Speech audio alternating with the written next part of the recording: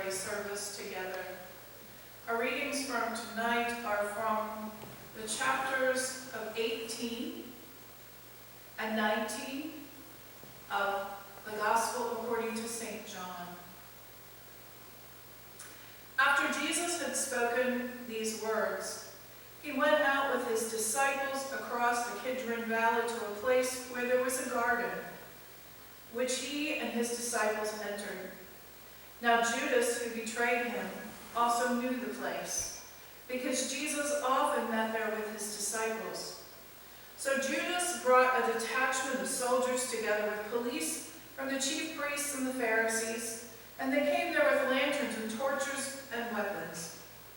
When Jesus, knowing all that was to happen to him, came forward and asked them, "Whom are you looking for?" They answered, "Jesus of Nazareth." Jesus replied, "I am he." Judas, who betrayed him, was standing with them, and when Jesus said to them, "I am he," they stepped back and fell to the ground. Again he asked them, "Whom are you looking for?" And they said, "Jesus of Nazareth." Jesus answered, "I told you that I am he. So if you are looking for me, let these men go." This was to fulfill the word that he had spoken. "I did not lose a single one of those whom you gave me." Then Simon Peter, who had a sword, drew it, struck the high priest's slave, and cut off his right ear. The slave's name was Malchus. Jesus said to Peter, "Put your sword back into its sheath. Am I not to drink the cup that the Father has given me?"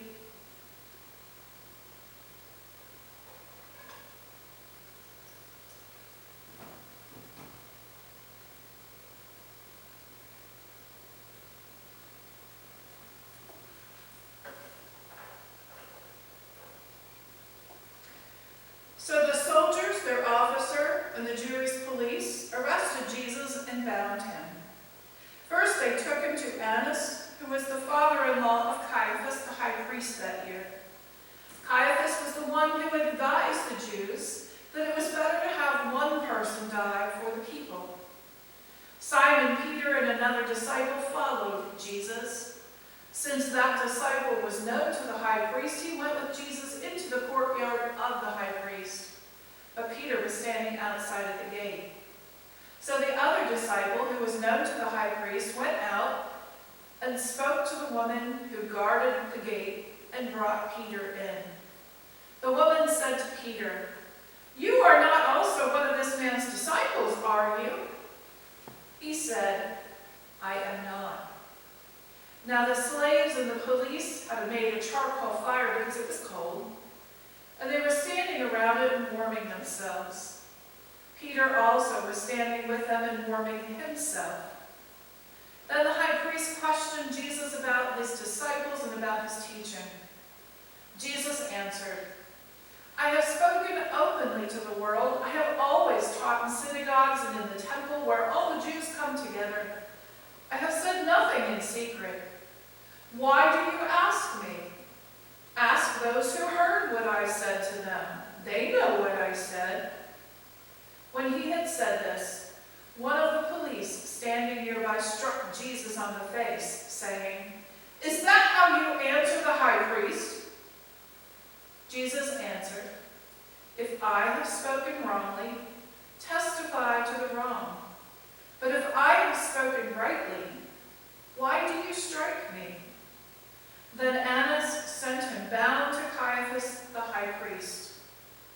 Now Simon Peter was standing and warming himself, and they asked him, "You are not also one of the high priest's disciples, are you?"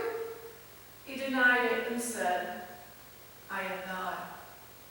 One of the slaves of the high priest, a relative of the man whose ear Peter had cut off, asked, "Did I not see you in the garden with him?"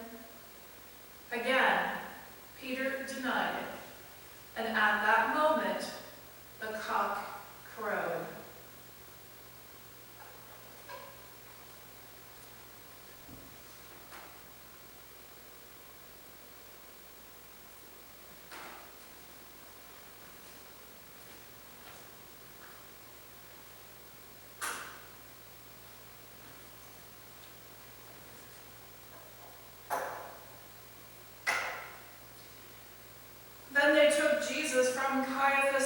Pilate's headquarters.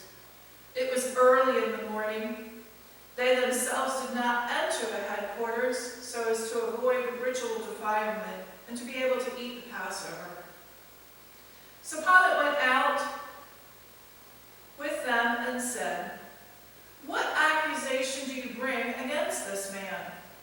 They answered, "If this man were not a criminal, we would not have handed him over to you." Pilate said to them, "Take him yourselves and judge him according to your law." The Jews replied, "We are not permitted to put anyone to death." This was to fulfill what Jesus had said when he indicated the kind of death that he was to die. Then Pilate entered the headquarters again, summoned Jesus, and asked him, "Are you the king of the Jews?" And Jesus answered, "Do you ask this on your own, or did others tell you about me?" Pilate replied, "I am not a Jew, am I? Your own nation and the chief priests have handed you over to me. What have you done?" Jesus answered him, "My kingdom is not from this world. If my kingdom were from this world, my followers would be fighting to keep me from being handed over to the Jews. But as it is, my kingdom is not from here." Pilate asked him, "So you are a king?" Jesus answered, "You say that I am a king. For this I was born, and for this I came into the world, to testify to the truth, that everyone who belongs to the truth listens to my voice." Pilate asked him, "What is truth?" After he had said this, he went out to the Jews again and told them, "I find no case against him. But you have a custom that I release someone for you on the Passover. Do you want me to release for you the king of the Jews?" They shouted in reply, "Not this man, but Barabbas!"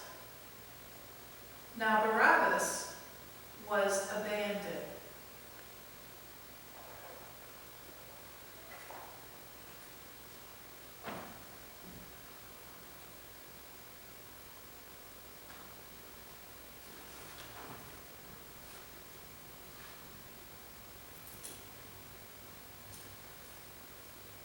Then Pilate took Jesus and had him flogged. And the soldiers wove a crown of thorns and put it on his head. And they dressed him in a purple robe.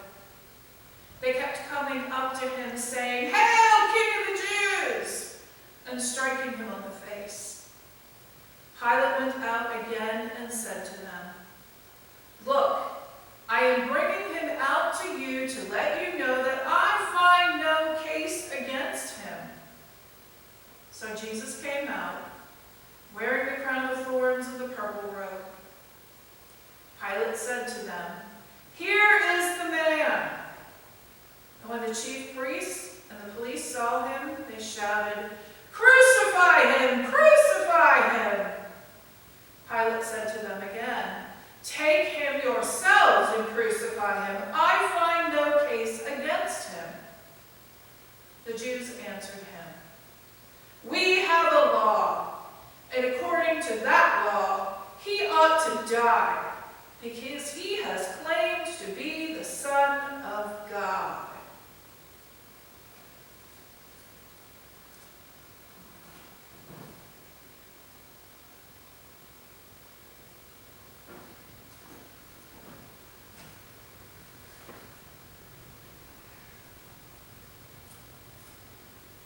Now when Pilate heard this, he was more afraid than ever.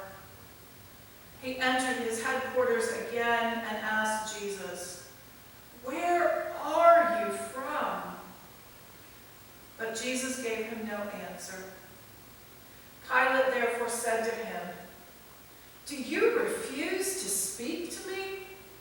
Do you not know that I have power to release you and power to crucify you?" Jesus answered him,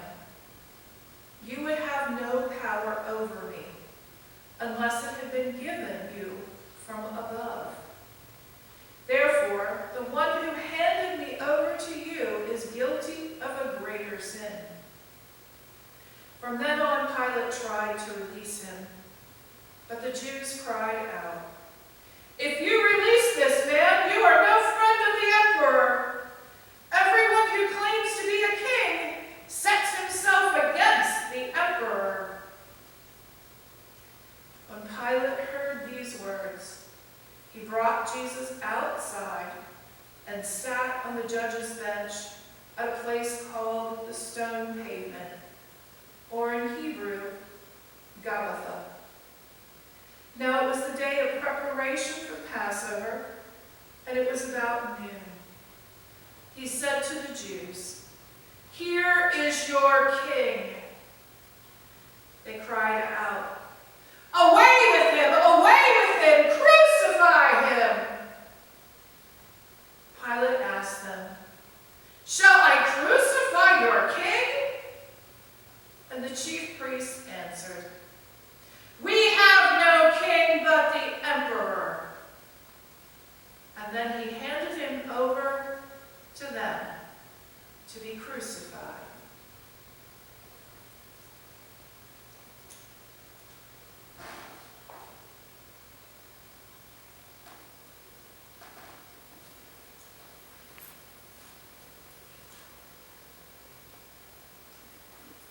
So they took Jesus, and carrying the cross by himself, he went out to what was called the place of the skull, which in Hebrew is called Golgotha.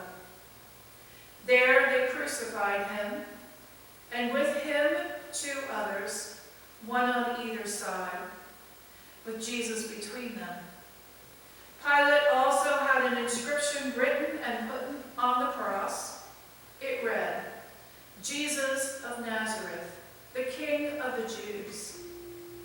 Many of the Jews read this inscription because the place where Jesus was crucified was near the city, and it was written in Hebrew, in Latin, and in Greek.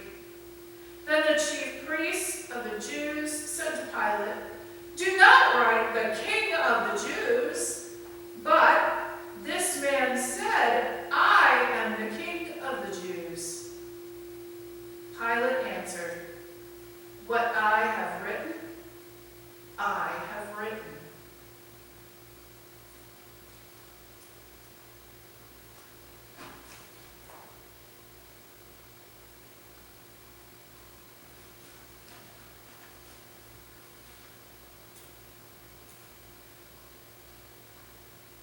When the soldiers had crucified Jesus, they took his clothes and divided them into 4 parts, one for each soldier.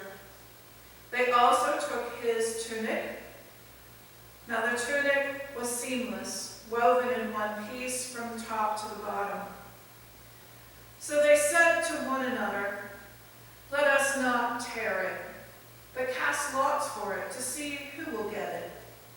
This was to fulfill what the scripture says, "They divided my clothes among themselves, and for my clothing they cast lots." And that is what the soldiers did.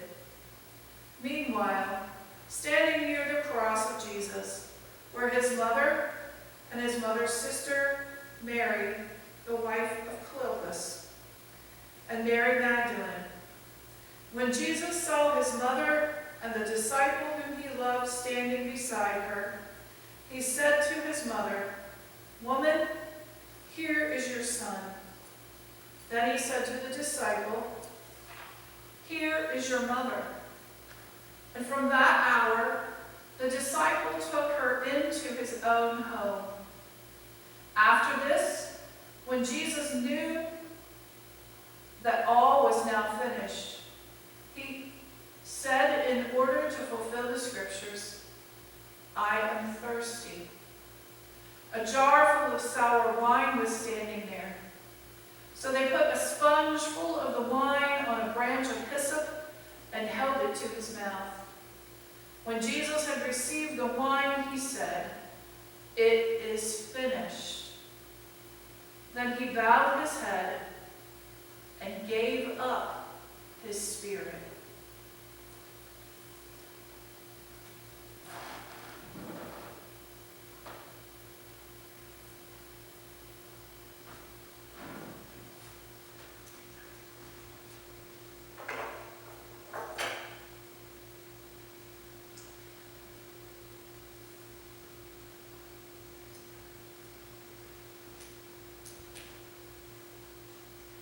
Since it was the day of preparation, the Jews did not want the bodies left on the cross during the Sabbath, especially because that Sabbath was a day of great solemnity.